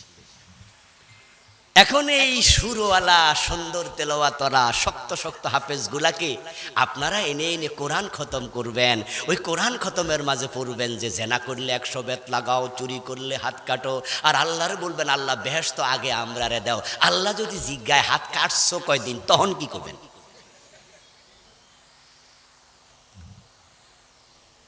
কোরআন শরীফ তেলাওয়াত করে করে তাকে রাখার জন্য আল্লাহ পাঠাইছে। ইসলাম তো পরাজিত হতে আসেনি, বিজয়ী হতে আসছে। বিজয়ের জন্য তোমার ভূমিকা কি? তোমার ভূমিকা কি? তোমার ভূমিকা কি? আল্লাহর কাছে জবাব দিতে হবে। মানুষের মনের খবর সবচেয়ে বেশি কে জানে? এই সালাম, ফ্যানটাও দিকে ফিরে গেছে, আমার দিকে ফেরাও। মানুষের মনের খবর সবচেয়ে বেশি জানেন, আবার ফেরাও, আল্লাহ। আমার রাসূল যে হিজরতের পথে ভাবছিলেন যে দিন বিজয়ের দায়িত্ব আল্লাহ তুমি দিছো, এখন তো আবু জেহেলের জ্বালায় মক্কায় পারলাম না, তো মদিনায় যাইয়া হিজরত কইরা কি লাভ হবে যদি সেখানেও আবু জেহেল থাকে? আমাকে তো সংসদ ভবনে কোরআন নিয়ে যেতে হবে, আইনের ঘরে। রাসূলুল্লাহর কলবের দিকে তাকিয়ে আল্লাহ কোরআনের আয়াত নাজিল করে দিয়েছেন। وقل ربي أدخلني مدخل صدق وأخرجني مخرج صدق واجعل لي من لدنك سلطانا نصيرا। ও নবী, আপনি আমার কাছে দোয়া করেন, ও আল্লাহ আমাকে উত্তম ভাবে বের করো, উত্তম ভাবে নতুন জায়গায় প্রবেশ করাইও। ও আল্লাহ, তোমার কাছে আমার দরখাস্ত, ওয়াজআল লি, তুমি আমাকে দাও, মিন লাদুনকা, তোমার পক্ষ থেকে, সুলতানান নাসিরা, সাহায্যকারী রাষ্ট্র ক্ষমতা। কোরআন মাজিদের আয়াত আল্লাহ নাজিল করলেন, হে নবী, এই দোয়াটা আপনি আমার কাছে করেন, হে আল্লাহ তুমি আমাকে রাষ্ট্র ক্ষমতা দিয়া সাহায্য করো। রাষ্ট্র ক্ষমতা চাইয়া আল্লাহর কাছে দোয়া করার জন্য আয়াত নাজিল করছে কে? কয় না কেন লোকেরা? কে নাজিল করছে? আচ্ছা, দোয়াটা আল্লাহর কাছে কে করছে এবার? রাসূল। এখন রাসূল আল্লাহর কাছে কয় আমার রাষ্ট্র ক্ষমতা দাও, আল্লাহ কয় আমার কাছে চাও। আর আমরা হুজুররা যখন মাহফিলে কই, তখন কয় হুজুররা ক্ষমতার লোভী। যেই মানুষগুলো আজকে আলেমদেরকে ক্ষমতা লোভী বলে, আবু জেহেলের যুগে থাকলে তারা রাসূলকে একই কথা বলতো। এগুলো ইবলিস, এগুলো ইবলিসের দোসর। সৌদি আরবে এসি রুমে বৈশা একজন হুজুরও আছে, উনিও মাঝে মাঝে ফতুয়ার তীর মারে। ওখানে বৈশা কয় বাংলাদেশে একটি ইসলামী দল আছে যারা শুধু গদি চায়, শুধু ক্ষমতা চায়। আমাদের দেশের বামদের সাথে ওই মৌলবীর কথা মিলে যায়। শোনো, নিশ্চয় আমরা ক্ষমতা চাই, তবে আমাদের ক্ষমতা পেটের জন্য না, পকেট ভরার জন্য না। আমাদের ক্ষমতা চাওয়া আল্লাহর দ্বীন কায়েমের জন্য। রাসূল চেয়েছেন আল্লাহর দ্বীন বিজয়ের জন্য। ওয়াজআল লি মিন লাদুনকা সুলতানান নাসিরা। ওসমান ইবনে আফফান বলেছেন, ইন্নাল্লাহ লা ইয়াযআউ বিস-সুলতান মা লা ইয়াযআউ বিল কুরআন। ওসমান ইবনে আফফান রাদিয়াল্লাহু তাআলা আনহু তিনি খলিফা, ইসলামের তিনি তৃতীয় খলিফা। উনি বলছেন যে আল্লাহ তাআলা ক্ষমতার মাধ্যমে এমন কিছু অপরাধ অপনোদন করেন যা কোরআন দিয়ে হয় না। কোরআন তেলাওয়াত করে রাখবেন, কোরআনের মাঝে আসে চোর ধরে হাত কাটো, এটা ক্ষমতা না থাকলে কোরআন তেলাওয়াত দিয়ে চোর হাত কাটবেন না, চুরি বন্ধ হবে না। আর এটাকে ক্ষমতায় নাও, আমি তো বলি সোনার বাংলা গঠন হবেই হবে, এমন জমিন আল্লাহ আমাদের দিয়েছে। আরে এই দেশের মানুষ কেমনে গরিব থাকে, কেমনে গরিব থাকে। সৌদি আরবে একটা গাছ উৎপাদন করতে কত টাকা খরচ? আপনারা যারা গেছেন হজে, উমরায়, বিভিন্ন কাজে, কাতারে যান, দুবাইতে যান, সৌদি আরব যান, বাহরাইন যান, দেখবেন যে রাস্তার পাশে গাছ আছে, তবে গাছের নিচে ভালো করে তাকাইলে দেখবেন পাইপ লাইনও আছে। সকালে একবার পানি দেয়, বিকালে আবার পানি দেয়, পানি না দিলে গাছ বাঁচে না। আর আমার দেশে আম খাইয়া আমের বিচি ফেলে দেন, 2 মাস পরে নিজে নিজে হবে গাছ, 2 বছর পরে নিজে নিজে আম ধরে, 1 টাকা খরচ হয় না।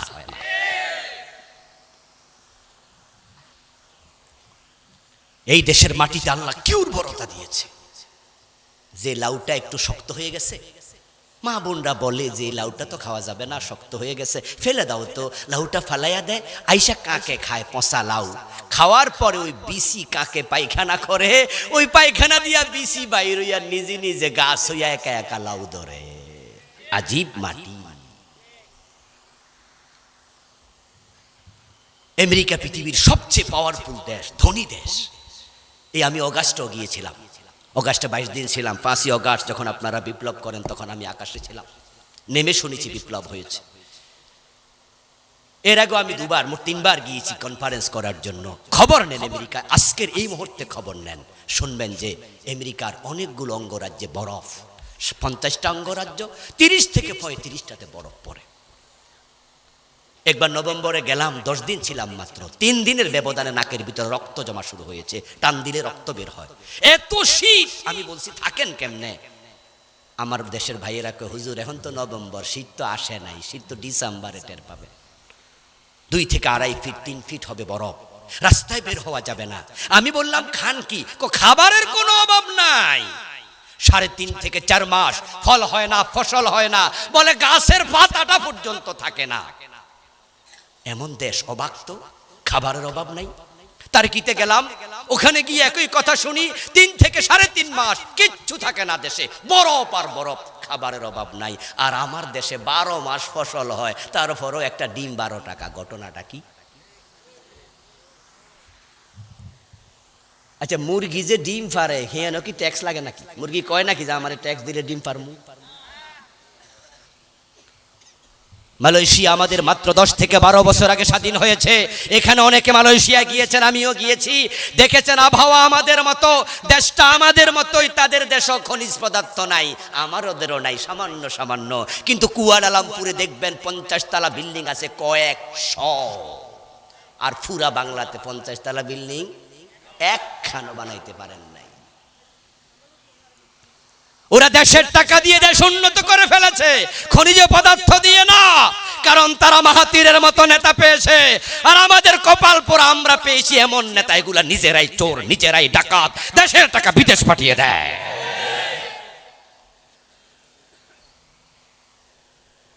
সোনার বাংলা বানাতে চান? কোরআনের আইনের দিকে ফিরে আসে। জাকাত ভিত্তিক অর্থ ব্যবস্থা চালু হবে, চোর ধরে হাত কাটা শুরু হয়ে যাবে। 6 মাস যদি আইনটা টিকায় রাখা যায়, 10টা এমপি, 15টা মন্ত্রী, 5টা সচিব, বড় বড় অফিসার গুলা চোর কারা ফাইন্ড আউট করো, তারপরে হাত কাটা শুরু করো। এক নেতার হাত কাটা দেখে 100 নেতা তারের মতো সোজা হয়ে যাবে। ঠেলার নাম মায়ের উপরে ওষুধ নাই, মায়েরে পাগল পর্যন্ত ভালো হয়ে যায়।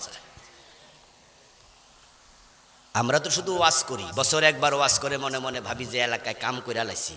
ওয়াজ করলে যদি চুরি বন্ধ হতো, নবীজি সাল্লাল্লাহু আলাইহি সাল্লামের মতো ওয়াজ আমরা তো আর জানি না। আল্লাহ বলতো, ও নবী চোর ধরে 10 মিনিট ওয়াজ করে দেন, কিন্তু না, রাসূলকে আল্লাহ বলছে চোর ধরে হাত কেটে দেন। আমার রাসূল হিজরতের পথে দোয়া করলেন, আলহামদুলিল্লাহ, দোয়া পথে থাকতে কবুল হয়ে গেল। আমার নবী হিজরত করে মদিনায় গেলেন। মদিনার লোকেরা রাসূলুল্লাহকে কান্দে তুলে নাচতে শুরু করলো। তলা আল বাদরু আলাইনা মিন সানিয়াতিল বিদা ওয়াজাবা শুকরু আলাইনা মাদা লিল্লাহি দা। আবাল বৃদ্ধ বনিতা সবাই মিলে আনন্দে উদ্বেলিত হয়ে গেল। রাসূলুল্লাহ কাউস, খাজরাজ, বনি নজির, বনু কুরাইজা, বনু কাইনুকা, মদিনার মুশরিক মুসলিম নির্বিশেষে সবাই মিলে বলল, এখন থেকে আপনি হচ্ছেন মদিনার নেতা, আপনি প্রেসিডেন্ট। নবীজি মদিনার সংসদে ঢুকলেন, আল্লাহর কোরআন নিয়া ইসলামী রাষ্ট্র কায়েম হয়ে গেল। আল্লাহর হাবিব ইন্তেকালের আগে ঘোষণা করলেন, খায়রুল কুরুনি করনি। ও দুনিয়ার মানুষ, আমার জন্মের যুগকে তোমরা নাম দিয়েছ আইয়ামে জাহিলিয়া, অজ্ঞতার যুগ, বর্বরতার যুগ, অন্ধকার যুগ। আমি নবী মুহাম্মদ ঘোষণা দেই, খায়রুল কুরুনি করনি। এখন পরিবর্তন হয়ে গেছে, আমার যুগ পৃথিবীর সর্বশ্রেষ্ঠ যুগ। সুবহানাল্লাহ পড়েন ভাইয়া। দিন বিজয় হলে পৃথিবী পরিবর্তন হয়। আমার রাসূল দিন বিজয় করেছেন, কোরআন প্রতিষ্ঠিত হয়েছে, অর্ধ পৃথিবীতে ইসলাম পৌঁছেছে। আল্লাহর হাবিবের ইন্তেকালের পর আবু বকর সিদ্দিক মাত্র 2.5 বছরের চেয়ে কম ক্ষমতায় ছিলেন, 2 বছর 4-5 মাস। এর মাঝে হযরত ওমর আসলেন। ইসলাম পৌঁছে গিয়েছে আজকের ইটালির রাজধানী রোম। রোম সাম্রাজ্য ওমরের সময় বিজয়ী হয়েছে। ইসলাম পৌঁছে গিয়েছে পারস্যে, ইরান ইসলামী রাষ্ট্রের অংশ ছিল। অর্ধ পৃথিবী ওমর চালিয়েছে। কবি নজরুল বলেছেন, অর্ধ পৃথিবী করেছো শাসন, ধুলার তখ্তে বসে, খেজুর পাতার প্রাসাদ তোমার বারে বারে গেছে খসে। হযরত ওমর অর্ধ পৃথিবীতে এতটাই শান্তি প্রতিষ্ঠিত করেছিলেন আল্লাহর কিতাবের মাধ্যমে। অর্ধ দুনিয়ার সম্রাট ওমর গাছতলায় একা একা ঘুমিয়ে থাকতেন, বডিগার্ডের প্রয়োজন ছিল না। জাকাত ভিত্তিক অর্থ ব্যবস্থা প্রতিষ্ঠিত করে এমন ভাবে সমৃদ্ধি এনেছেন, রাতের বেলায় মানুষ ঘুমাতো, ওমর ঘুমাতো না। ঘোড়া নিয়ে বের হয়ে যেতেন প্রজাদের খোঁজ নিতে। বিভিন্ন জায়গায় গভর্নরদেরকে দায়িত্ব দিতেন, কোথায় কোথায় গরিব আছে তালিকা করে আমার কাছে পাঠাও। ওই যে রাতের বেলায় মহিলা চুলার উপরে পাতিল বসিয়েছে, খাবার নেই, ওমর সংবাদ পেয়ে জানতে পেরে কোষাগার থেকে আটার বস্তা নিজের কাঁধে করে নিয়ে পৌঁছিয়েছে। আর আমার দেশের নেতারা বাংলাদেশের টাকা বিদেশ পাঠায় দেয়, গরিবের টাকা মেয়েরা খায়। ওমর গরিবের বাড়িতে আটার বস্তা কাঁধে নিয়ে যায়। আহ, পোড়া কপাইল্লা জাতি, পোড়া কপাইল্লা বাঙালি। এমন 2 জন মন্ত্রী তোমরাও পেয়েছিলে। ওমরি চরিত্রের গত 15 বছর আগের সরকারের কাছে যাও। 2 জন মন্ত্রী ছিল, মতিউর রহমান নিজামী, আলী হাসান মোহাম্মদ মুজাহিদ রাহিমাহুমাল্লাহ। 5টা বছর 3 মন্ত্রণালয় চালিয়েছে, 1 টাকা দুর্নীতির অভিযোগ পাওয়া যায় নাই। পোড়া কপাইল্লা জাতি এ দুটারে ফাঁসি দিয়ে দিছে। 2 জন মানুষকে মেরে ফেলেছে, হত্যা করেছে। দরকার ছিল 2 জনকে গোল্ড মেডেল দেয়া, পুরস্কৃত করা, জাতির শ্রেষ্ঠ সন্তান ঘোষণা করা, ঠিক কিনা? এমন এক দেশে জন্ম নিয়েছি, সততাও এদেশে অপরাধ, সৎ থাকাও অন্যায়। আমার বন্ধু হযরত ওমর রাদিয়াল্লাহু তাআলা আনহু, তিনি অর্ধ দুনিয়াতে সম্রাট, শান্তি কায়েম করলেন কোরআনের মাধ্যমে। হযরত ওমরের ইসলামী রাষ্ট্রের সীমানা ছিল 50 লক্ষ বর্গ মাইল। ঐতিহাসিকরা বিভিন্ন রকমের তথ্য দিয়েছেন। এই 50 লক্ষ বর্গ মাইল হযরত ওমরের ইসলামী রাষ্ট্র, অর্ধ দুনিয়া। আর বাংলাদেশ হলো মাত্র 56,000 বর্গ মাইল। হযরত ওমরের ইসলামী রাষ্ট্র ছিল প্রায় 100টা বাংলাদেশের সমান। আপনাদের কাছে আমার জিজ্ঞাসা, দয়া করে জবাব দিয়েন সবাই মিলে। কোরআন যদি অর্ধ পৃথিবী চালাতে পারে, ছোট্ট বাংলাদেশ চালানোর ক্ষমতা কোরআনের আছে না নাই? কোরআন কি কোনো দলের কিতাব, কোনো গোষ্ঠীর? কোরআন আমাদের সবার না? ভাইয়েরা কথা বলেন, আমাদের সবার কিতাব কিনা? তাহলে কোরআন কায়েমের ব্যাপারে দলাদলি ভুলে যান, বরং সুযোগ এসেছে অগাস্ট বিপ্লবের মাধ্যমে আমরা নতুন স্বপ্ন দেখছি। 54 বছর ধরে যে সংবিধান দেশ চালাচ্ছে ওই সংবিধান ব্যর্থ হয়েছে। অন্তর্বর্তীকালীন সরকার বলছে যে সংবিধান পরিবর্তন সংস্কার দরকার। ইতিমধ্যে আপনারা পত্রিকায় দেখেছেন সংবিধান সংস্কারের জন্য কমিটি বানানো হচ্ছে। কেউ কেউ বলছেন যে না, সংস্কার নয়, রিরাইট করো, নতুন করে লিখো, এমন প্রস্তাবও এসেছে। তার দুটা প্রস্তাব সিরিয়াসলি চলছে, একটা হলো সংস্কার করো, আর একটা হচ্ছে সংবিধান নতুন করে লিখো। আমাদের প্রস্তাব, এদেশের ইসলামী জনতার প্রস্তাব, কোরআন প্রেমিকদের প্রস্তাব হবে 18 বার সংশোধন তো হয়েছে, সংস্কার করে লাভ হবে না। যে লাউ সেও কদু, এটা নতুন করে লিখবা কি? আর এটা তো আগেরটাই, বরং এটা সরাইয়া আল্লাহর কোরআনকে সংবিধান বানিয়ে দাও। কোরআন সংবিধান হোক, আপনারা চান কিনা? কে কে চান হাত তুলে দেখান। নারায়ে তাকবীর।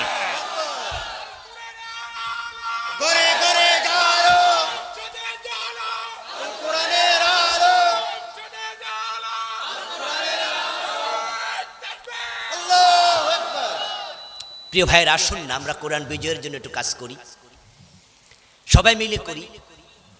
আমরা যদি এক হয়ে যাই, ইনশাআল্লাহ কোরআন বিজয় কেউ ঠেকাতে পারবে না। আমরা স্বপ্ন দেখছি তো অগাস্ট বিপ্লবের আগে না, পার্সোনালি আমিও মাঝে মাঝে ভাবতাম আন্তর্জাতিক বিশ্বকে সামনে রেখে আল্লাহ জানে আর কত লম্বা পরীক্ষা দিতে হয়। আমি মিশরের ইতিহাস পড়েছি, মিশরে আমি গিয়েছিও। আল্লাহ পৃথিবীর অনেকগুলো দেশে যাওয়ার সুযোগ দিয়েছে। সেই যে জামাল নাসের থেকে আজকের দিন সিসি পর্যন্ত মিশরের পরীক্ষা শেষ হয়নি, প্রায় 100 বছর ইখওয়ানের ভাইয়েরা, ইসলামী জনতা পরীক্ষা দিচ্ছে। মাঝে মাঝে আমি ভাবতাম 15 বছর তো চলে গেল, আর কত আর কত পরীক্ষা আল্লাহ কত লম্বা বানাবে, কখন দিন বিজয় দেখব।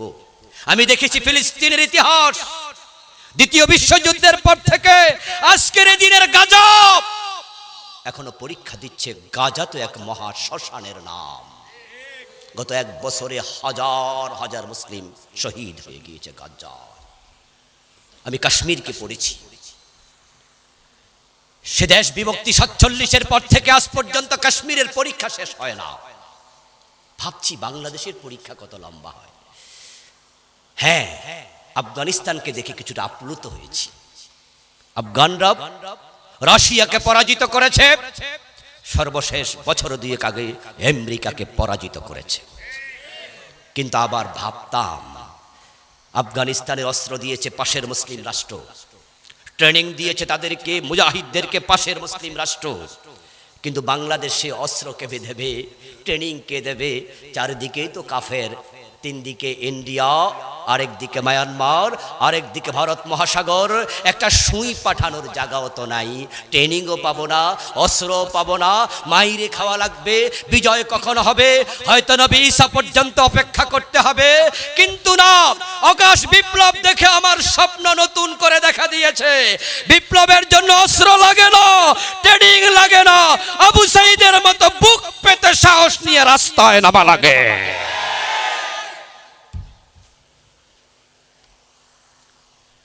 ছত্রিশ দিনে যে বিপ্লব হলো, জুলাই বিপ্লব, অগাস্ট বিপ্লব, এখানে আমাদের ছাত্র জনতার হাতে কি আদৌ কোনো অস্ত্র ছিল? এখানে তো আপনারাও রাস্তায় ছিলেন অনেকে, কি না? আপনাদের ছিল, এসএমজি ছিল। আমাদের ছাত্ররা খালি হাতে গিয়েছে, আবু সাঈদ খালি হাতে গিয়েছে। কিন্তু আল্লাহর শুকরিয়া, তাদের বুলেট শেষ হয়ে গিয়েছে। আমরা দেখেছি সাবেক স্বরাষ্ট্রমন্ত্রীকে পুলিশ অফিসার বলছে, স্যার গুলি একটা মারলে 1 জন মরে, বাকি 3 জন খাড়াই থাকে। আরেকজন অফিসারকে বলতে শুনেছি ভিডিওতে, আরো গুলি পাঠাও, তো গুলি শেষ হয়ে গিয়েছে। আলহামদুলিল্লাহ, তাদের গুলি শেষ হয়ে যায়, যুবকদের বুক শেষ হয় না, একটার পর একটা দাঁড়ায় যায়।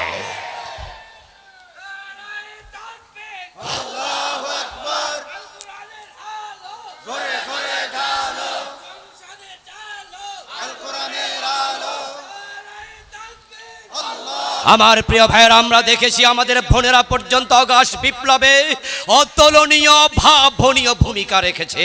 এক বোনকে দেখলাম ঢাকা বিশ্ববিদ্যালয়ের ছাত্রী, সম্ভবত ও বোন বলছে যে পিছনে যাওয়ার সুযোগ নাই, কারণ সামনে পুলিশ, পিছনে পুলিশ, সামনে স্বাধীনতা।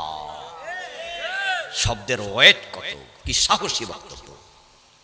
ঢাবির এক প্রফেসর মহিলাকে বলতে শুনলাম, কয়জন মারবা, কয়জনের কলার চেপে ধরবা, একজনকে মারবা 10 জন আসবো, 10 জন মারলে 100 জন আসবো, আল্লাহর আরশ কাঁপছে, অভিশাপ পড়বে। ঠিকই এসেছে আল্লাহর গজব। তারা সাহস নিয়ে নামিয়েছে, 2000 শহীদ হয়েছে, আগস্ট বিপ্লব হয়েছে। কোরআনের বিপ্লবের জন্য প্রয়োজনে আমরা 2 লক্ষ শহীদ হয়ে যাব। বিপ্লবের আগে থামা যাবে না, যাবে না, যাবে না।